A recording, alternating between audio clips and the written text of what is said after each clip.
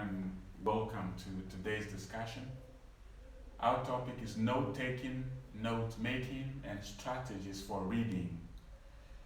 As a student, you definitely have taken a lot of notes, and this is just to point out some important gists regarding how we can take notes successfully and how we can make notes out of the notes that we have taken, and how we can adopt some strategies so we can have effective reading of the documents assigned to us by our lecturers or teachers, and also how we can read for fun and also to read for knowledge.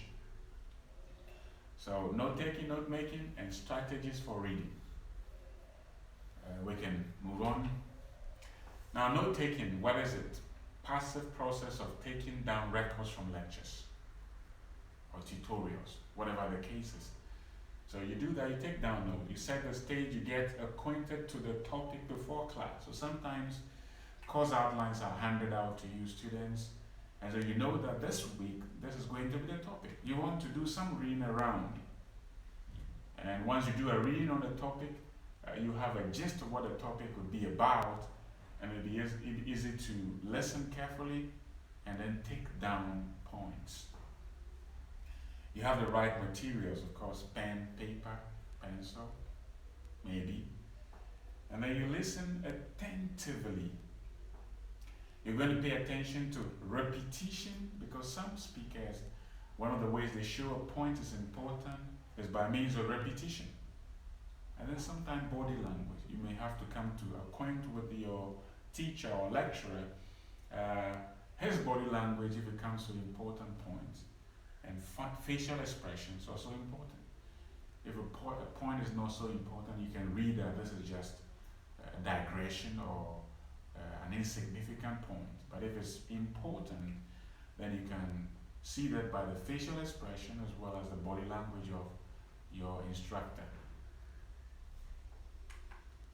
Now you highlight clues. You know the highlight clues for the lecturer or the teacher. You can see that there's going to be an important point, as we just said. You notice lecturer's interest level. If the lecturer is enthusiastic, then it means that that could be an important area he's delving into. And so you need to pay attention to what he or she is saying. And then you learn and develop your own abbreviations. Because if you listen to a teaching, for example, it's difficult to be able to get everything accurately if you want to spell out words fully. So for the sake of taking notes, you may need to develop your own abbreviations. Maybe a dash with an N at the end may be like TION. People use just a dash and N. So education, like EDUTIONT, dash N. So whatever the case is, you need to develop your own abbreviation so that you'll be able to keep pace with your instructor as he teaches or instructs you. So that is just about note taking, barely recording what we hear from a lecture or a tutorial. So all of us take note. We don't need to talk so much about it. From class 1 all the way to the university or training colleges, whatever the case is, we take notes. But it is the one that we do more consciously that takes time. For example, we do note making. If we take note, we want to develop the note that we have taken into our own notes. By that process, we are making notes. So lecturers or teachers, for example, could also take notes from libraries or documents or what they read, and then they can make their own notes out of that. And then they sometimes hand those notes over to students.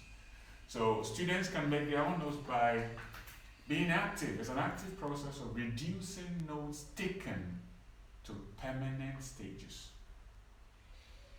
What do? How do you make notes? You read through the lecture notes. You focus on main points, examples. And after reading through the notes, focusing on the main point and example, you want to expand the knowledge on your notes by reading further for deeper understanding. Because lectures or tutorials are simply to guide you to a place.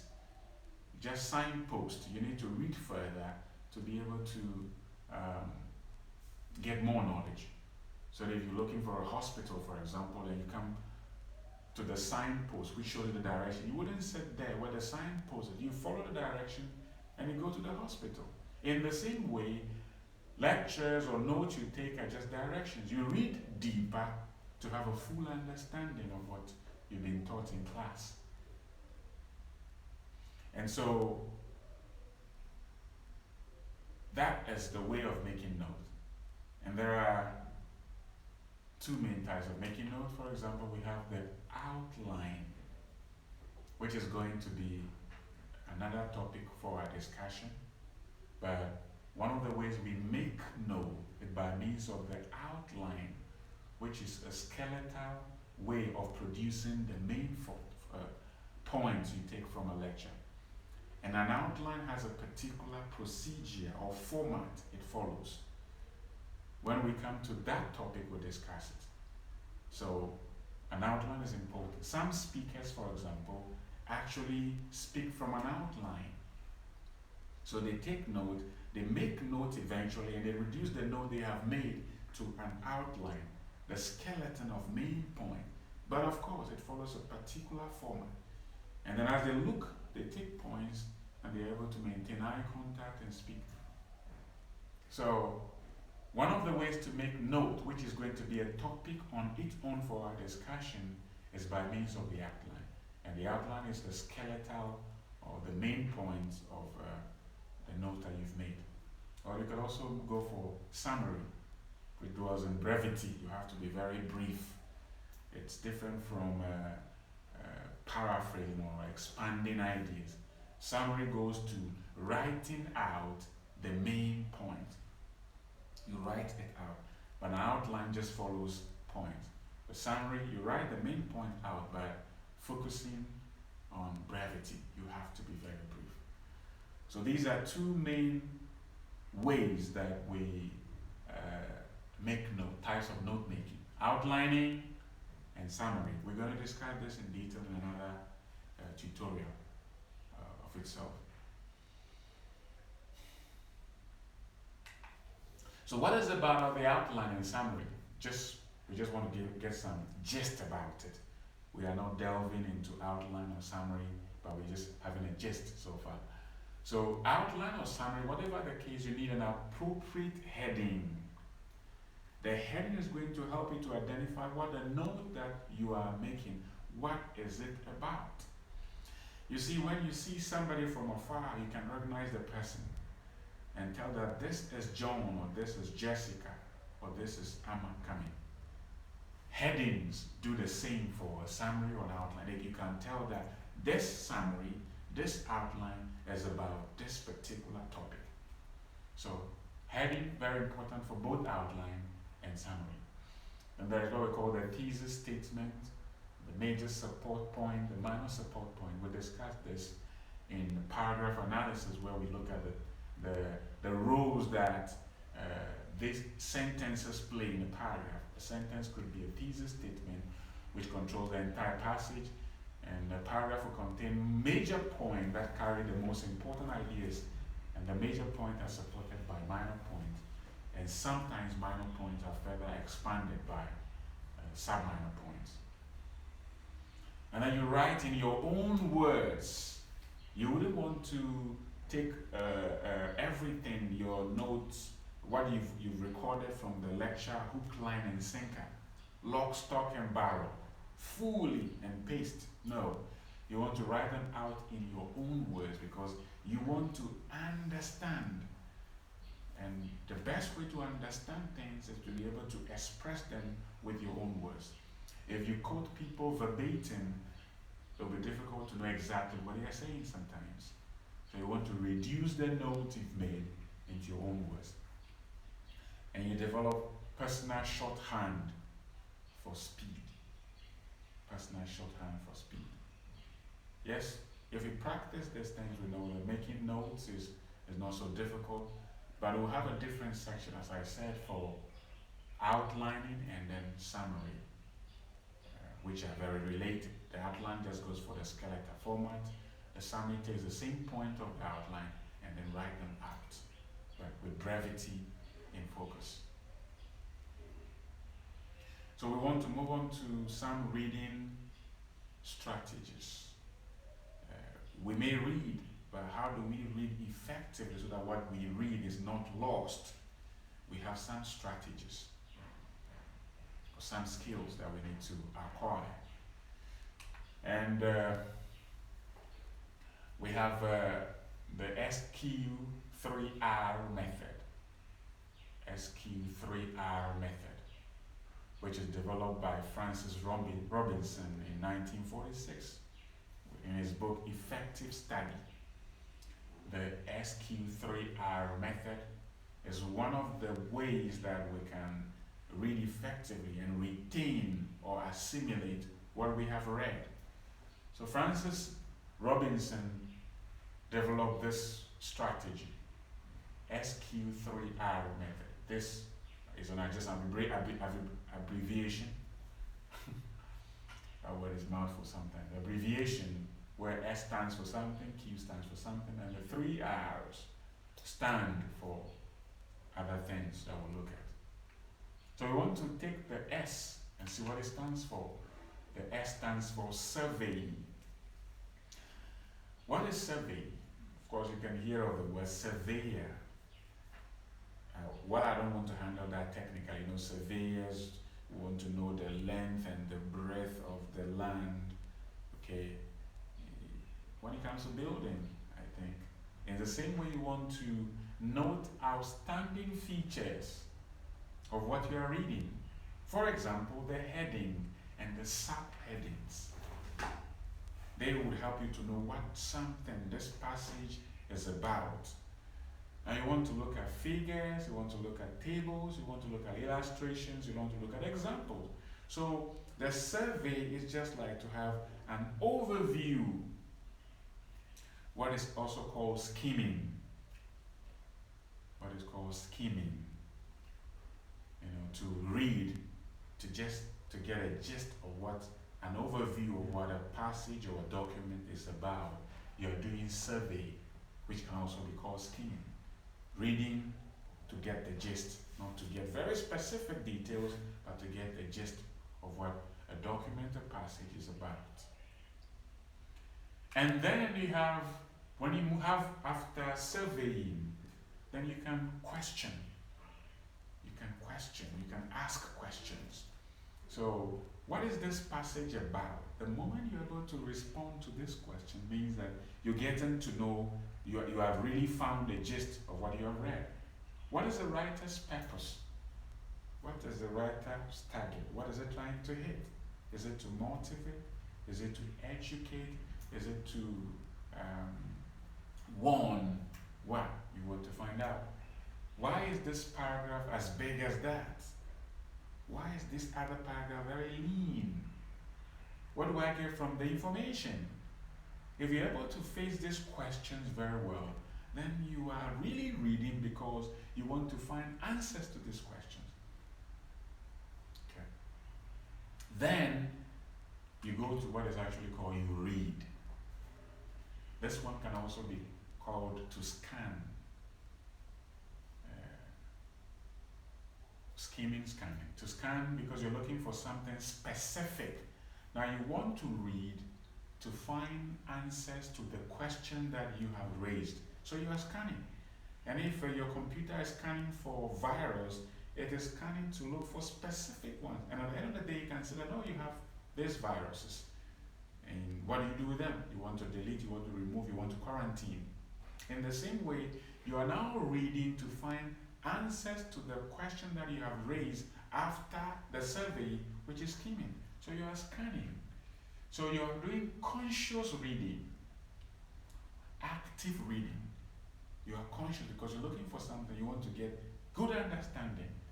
And then you focus on contrast and comparisons and many other features. So this is reading proper. It is more detailed, more focused, more active, more conscious than the survey, which is just a scanning. Then you retrieve, also called recollect. And after you've done the reading and be able to supply the questions, your answers, you are trying to recollect the major points which are going to be the answers to your questions. Then, remember, you put the ideas in your own words. Why we emphasize this point is that the moment you're able to use your own words, it means you actually understand what this passage, what this document is about. So your own words are important. Then, of course, to be able to see that you really grasp the ideas, and you can tell someone. You can discuss with people, that's what I have found. And if we discuss what we have found with people, is one of the ways of keeping what we have found in our mind. That is why teachers become better with whatever topic they teach. The more they talk about the topic, the more they explain to people, the more they read about it, the better they understand the topic, and the more easily they can transfer that knowledge to other people. So if you tell people, you are grounding the points in your mind, and what you read wouldn't be swept from your brain, it would be grounded in your mind. After the recollection or the retrieving, you move on to review, to be able to have what you read stuck in your brain. You go over the points. You go over the points. You see whether questions are answered. So the questions you raise, are they really answered? Or there are still some to be answered? You want to find out. So you review one of the R's. Go over the points to be sure they are the point you really get. Make sure your questions are squarely answered. So these are, you read, the 3R, the first R, you retrieve, you recollect, and then you review. If you do that, then you are really going to have whatever you read taken off the pages and gets grounded, well planted in your brain, and you will not forget what you've read. In that, we have two main types of reading. We have the intensive reading, and then we have the extensive reading. Two main types of reading. Let's take the intensive first. A reading of a narrow focus, such as our main areas of academic pursuit. So if you're a biology student, you're likely going to focus most of the reading on biology. If you're petroleum. If you are linguistics, you want to focus on language and other things. If you are mathematics, you go for mathematics. That is intensive reading because you focus your attention in one particular area. And students, lecturers, workers, most of us do intensive reading. We want to still master our area of expertise. So we get fully grounded into it. So we read intensively. So yes, people do that. You read with a narrow focus in the areas particularly of your interest, such as your academic pursuits. So you can see that some people, for example, like reading novels romantic novels. So intensively, all romantic novels. Others want to go for adventure. Some would like to watch investigative movies. Others want to watch movies with love tones. Whatever the case is, the focus. If it's about reading, then that is intensive reading. You can even take note of the prefix in within intensive reading. Then we have, if we have in, then of course we have X. So we have extensive reading. This one, reading that covers a wide area of life beyond one's comfortable zone, such as one's course of study. Our comfortable zone is usually our area that we cherish. So if you are into mathematics, you're always calculating things. If you're into engineering, yes, putting things together to solve problems of humanity, like cars and machines. So you read in that area, but extensive reading goes beyond our area of interest or our area of expertise and involves any other area. The focus is to broaden our horizon. So you may be into biology, for example, but you could be interested in history, literature, fiction, sports, general knowledge, religion, experimental science, geography. So you move out of your comfort zone into another zone so that you can expand your mind and appreciate the world. Because every knowledge you have actually leads to self-knowledge. So you want to take some time to read outside your area, and then you expand your horizon, and it helps you to appreciate the world more, and you'll be able to understand people more, so that you don't become just too narrow in your area of interest.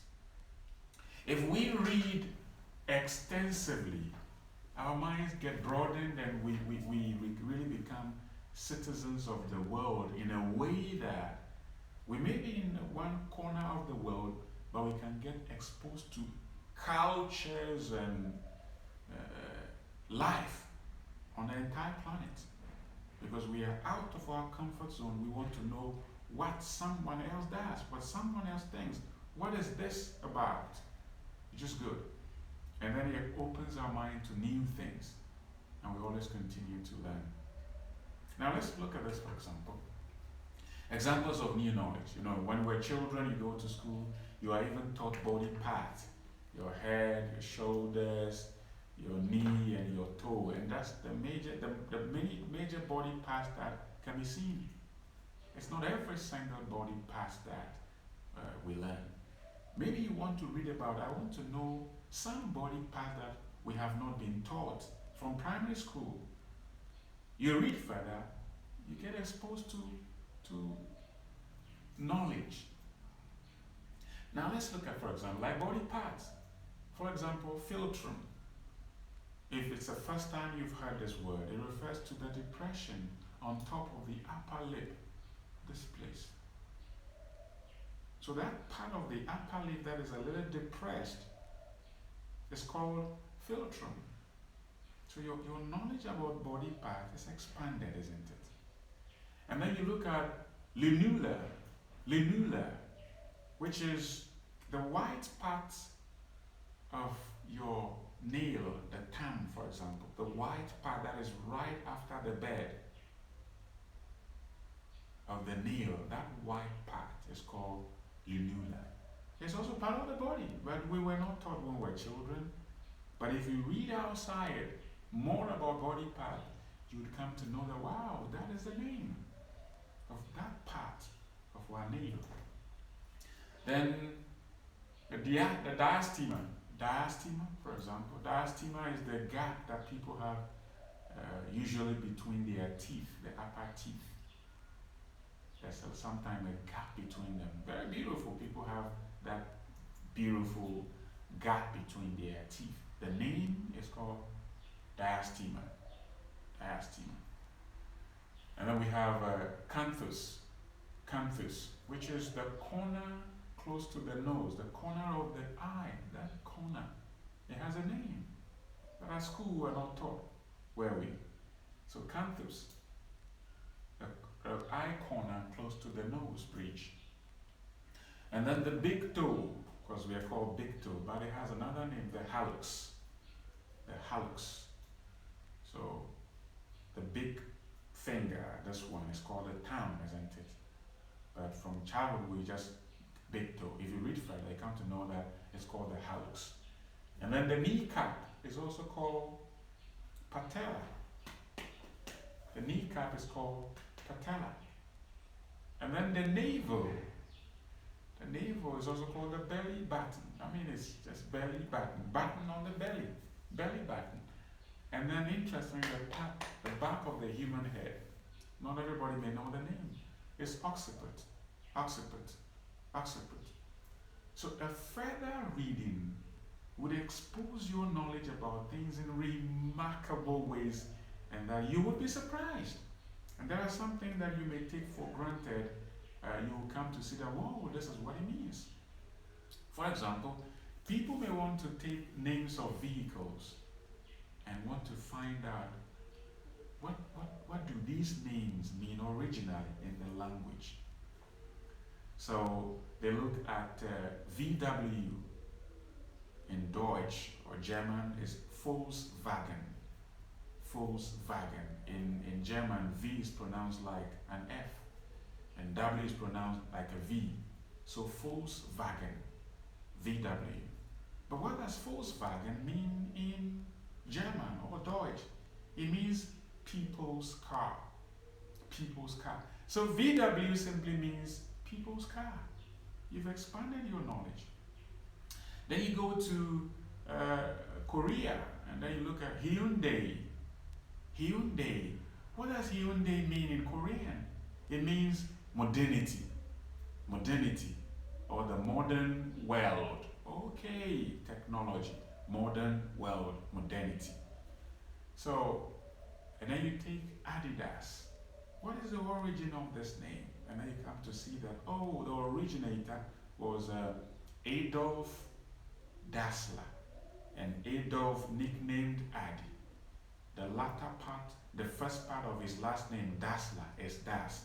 So if it is nicknamed Adi, or his pen name was Adi, so he took just Adi from Adolf, and then Das from his last name. Today we wear Adidas without knowing the history behind it. A little reading, this knowledge is gained outside our narrow area of expertise or of interest. So we can read extensively to be able to gain knowledge and extend our horizon of life. So we have looked at note making, we have looked at note taking, I should say, which is the passive way of putting down notes when we hear lectures go on. And then from those notes we can make note by actually the conscious effort of putting ideas, using our own words, either by summary or by outline, which will be a topic on its own for our discussion. And then we came to see how we can read use strategies to read, where we have the question, the review, the read, and then the recollection, the SQ3R method. And then we came to see two types of reading: intensive reading, which is reading on your own area of interest, and then extensive, which encompasses every other knowledge to open our mind. We'd like to stop here and continue later.